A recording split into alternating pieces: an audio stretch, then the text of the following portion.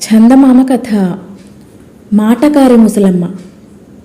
ధారానగరానికి రాజైన భోజరాజు, ఆయన ఆస్థాన కవులలో ఒకడైన మాగుడు ఒకనాడు సాయంకాలం షికారు బయలుదేరారు.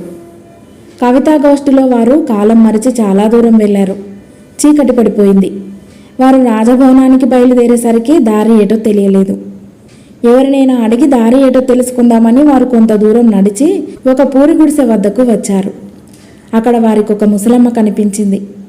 భోజరాజు ఆ ముసలమ్మతో, అవ్వా, ఈ దారి ఎక్కడికి పోతుంది అని అడిగాడు. ఎక్కడికి పోవాలో దారిన పోయే వాళ్లకు తెలియాలి గాని దారికేం తెలుస్తుంది నాయనా, మీరెవరు అన్నది మాటకారి అయిన ముసలమ్మ. మేము ప్రయాణికులం అన్నాడు మాగుడు నవ్వుతూ. సృష్టిలో సూర్యచంద్రులిద్దరే ప్రయాణికులు, మీరు సూర్యచంద్రులా అని అడిగింది ముసలమ్మ. మేము క్షణికమైన అతిథులం అన్నాడు మాగుడు.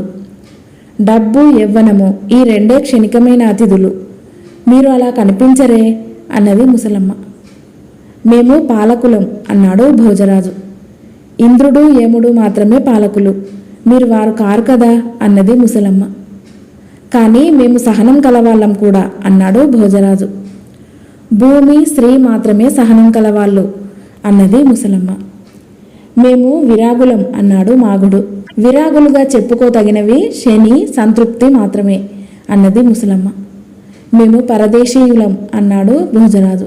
జీవాత్మ, చెట్టు తీసుకునే నీరు మాత్రమే పరదేశీయమైనవి అన్నది ముసలమ్మ. మేము పేదవాళ్ళం అన్నాడు మాగుడు. గొర్రెపిల్ల, ఆడపిల్ల మాత్రమే పేదవాళ్ళు అన్నది ముసలమ్మ. మేము సమర్థులం అన్నాడు భోజరాజు. సామర్థ్యం గలవి అన్నము నీరు అన్నది ముసలమ్మ. అవ్వా, మేము ఓడిపోయాం అన్నాడు మాగుడు ముసలమ్మ ధోరణి తట్టుకోలేక. అప్పుల బాధ కలవాడు తప్ప ఎవరూ ఓడిపోరు నాయనా. ఇంతకు మీరెవరో, ఏం కావాలో చెప్పారు కారు, చెబితే నా చేతనైన సహాయం చేద్దును అన్నది ముసలమ్మ. మాగుడు తన పాండిత్యం అంతా కట్టిపెట్టి, అవ్వా, వీరు భోజరాజు గారు, నన్ను మాగుడంటారు.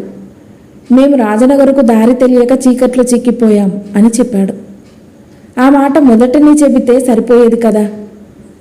ఈ దారినే నేరుగా వెళ్ళండి, రాజనగర్ చేరుకుంటారు అన్నది ముసలమ్మ. భోజరాజు, మాగుడు ముసలమ్మ చెప్పిన దారినే వెళ్ళి రాజనగరు చేరారు. తర్వాత భోజరాజు ముసలమ్మకు అక్షరలక్షలు బహుమతి పంపించాడు.